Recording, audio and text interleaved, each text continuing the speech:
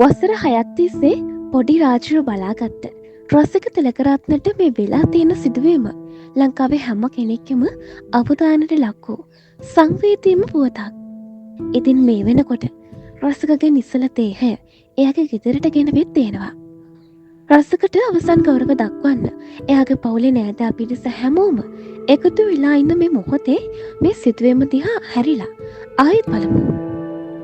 කුමක්ද ඇත්තටම වුණේ? රසික කියන මේ තරුණ ඇත්ගොව්වා රාජුව හරි මාතන එක බලා ගන්නවා. වෙනද වගේම රාජුව එක්කරගෙන එයාව නාවන්න තොටුපොළට ගෙවුණු පෙරේතා දිනත් රැගෙන ගියා.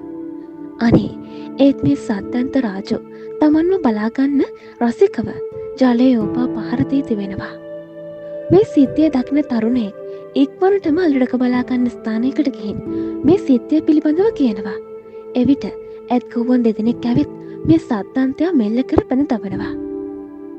ඔන්න ඔය අතරේදී තමයි රසිකගේ සිරුර හමුවේ තියෙන්නේ. ඒත් රෝහල් ගත කරත් ඔහු මෙලොවෙන් ඒ වෙන විටත් නික්ම ගිහින්. රසික කියන්නේ අවිවාහක 26 හැවිරිදි තරුණයෙක්.